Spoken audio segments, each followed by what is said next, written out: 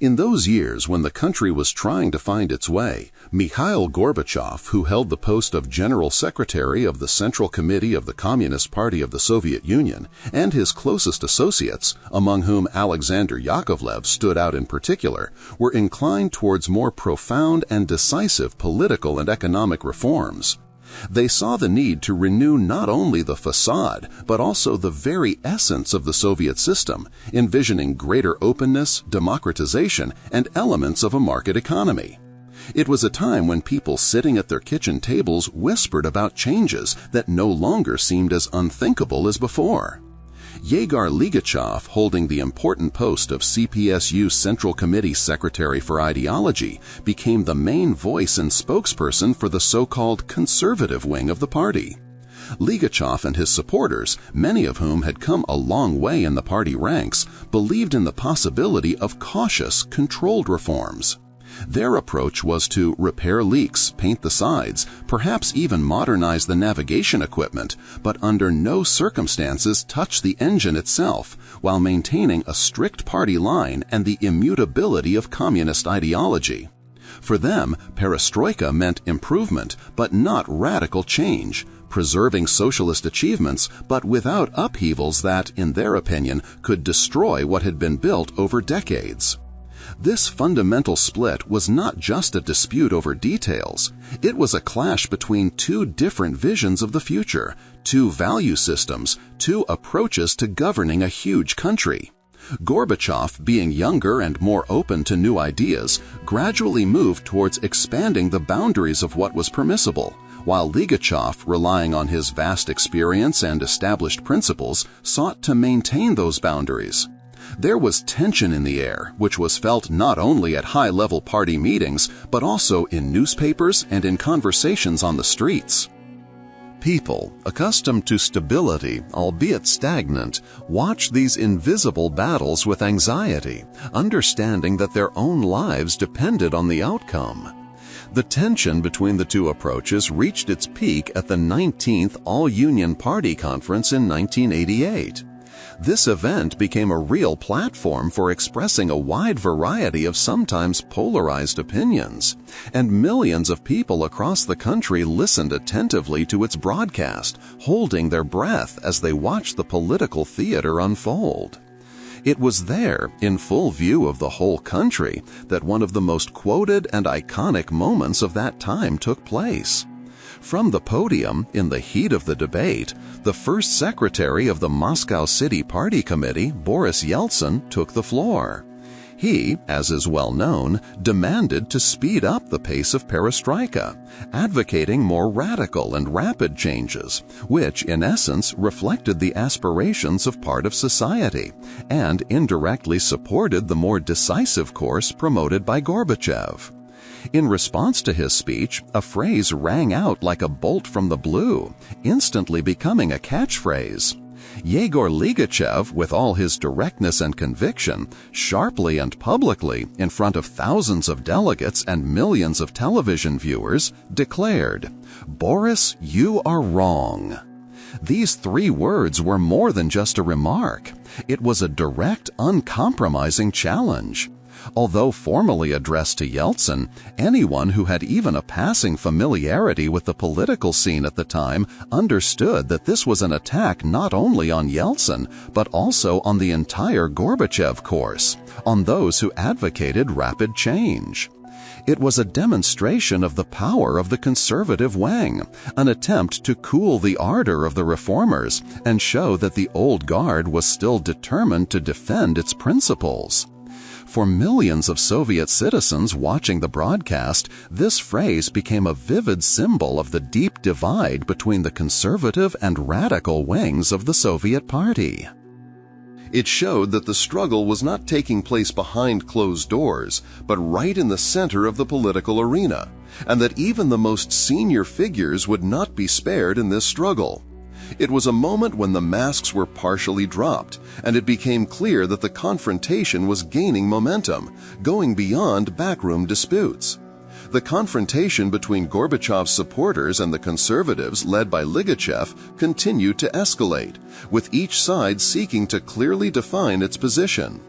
In the summer of 1988, in August, Yegor Ligachev took another important step, which many saw as an open challenge to the liberal wing. He gave a speech in the city of Gorky, now known as Nizhny Novgorod. The choice of location was no accident.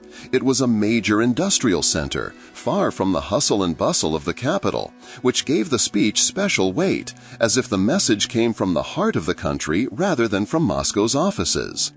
In his speech, Ligachev formulated his vision of Perestroika with utmost clarity. He declared that it was a revolution within the framework of the socialist choice. These words were not just a nice phrase. They carried a deep ideological meaning and were a direct indication of what, in his opinion, should remain unchanged.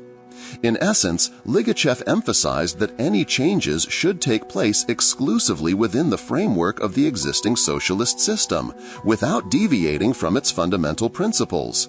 This was a categorical rejection of the possibility of such radical transformations as, for example, the introduction of a multi-party system or a complete abandonment of the planned economy, which some reformers had already begun to cautiously discuss. This speech was instantly regarded as a veritable manifesto of the conservatives. It sounded like a call to his supporters and a warning to his opponents. There are boundaries that cannot be crossed. For those who saw Perestroika as a path to genuine democracy and market relations, Ligachev's speech came as a cold shower. It showed that resistance to change within the party was very strong and that it had a charismatic and uncompromising leader. This speech was a direct challenge to Gorbachev's liberal wing, which was increasingly vocal about the need for greater political freedoms and economic independence. Ligachev's words in Gorky drew a clear line between those who wanted to preserve the socialist system, albeit in a renewed form, and those who were ready to go much further, even to the point of revising its foundations. For many who lived through those years, this speech was further confirmation that the country was at a crossroads and that the choice of path would not be easy.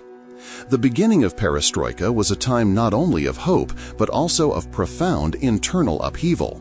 Mikhail Gorbachev, as the initiator of large-scale reforms, inevitably faced resistance from those who, like him, sincerely believed in socialism but saw its future in a completely different way. Yegor Ligachev, a party veteran who rose from engineer to member of the Politburo, embodied not just conservatism but a deep conviction in the immutability of certain principles. He was known for his personal modesty and uncompromising stance in the fight against corruption and alcoholism, which made him a respected figure, but also extremely uncompromising on ideological issues. Ligachev saw his mission as protecting Perestroika from distortions and excessive enthusiasm for Western models, which, in his opinion, could lead to the destruction of everything that had been built. He was not opposed to change as such, but he strongly opposed those changes that he believed threatened the very foundations of the Soviet system. One of the most heated battlefields was glasnost. For Gorbachev, it was a tool for cleansing society, for combating stagnation and bureaucracy, for involving people in governance. For Ligachev, however, glasnost, especially in the form in which it began to develop, carried enormous danger. He watched with alarm as newspapers and television programs began to speak openly about the dark pages of Soviet history, Stalin's repressions, famine, collectivization, and economic problems. Ligachev believed that such denigration of the past not only undermined the authority of the party, but also sowed pessimism and disbelief in the future among the population.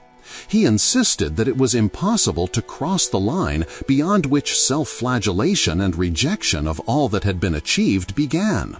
His fears were caused by his unwillingness to rock the boat to such an extent that it would capsize, which, as he thought, was happening. He was deeply convinced that criticism should be constructive and aimed at improvement, not destruction.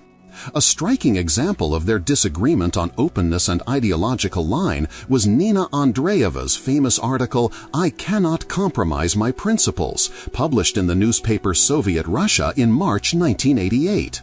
It was a veritable manifesto of conservative forces, criticizing the denigration of the past and the fashionable infatuation with Western values, and calling for a return to the purity of socialist ideals.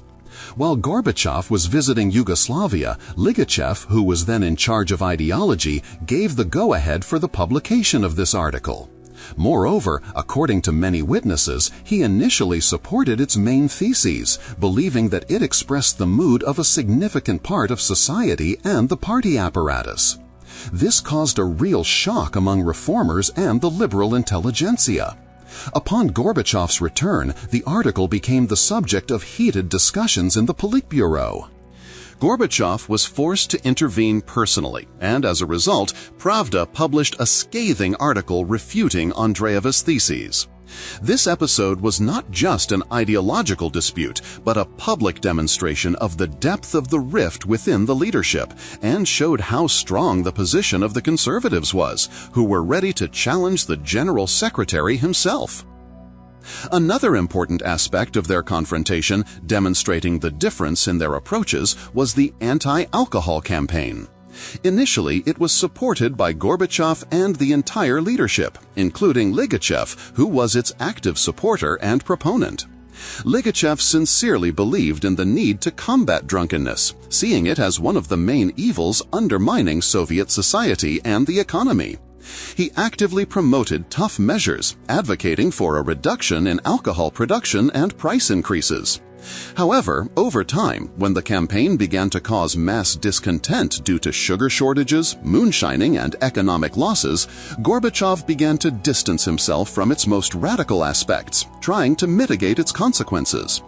Ligachev, on the other hand, remained a staunch defender of the campaign until the end, continuing to uphold its principles even when it had already been largely recognized as a failure.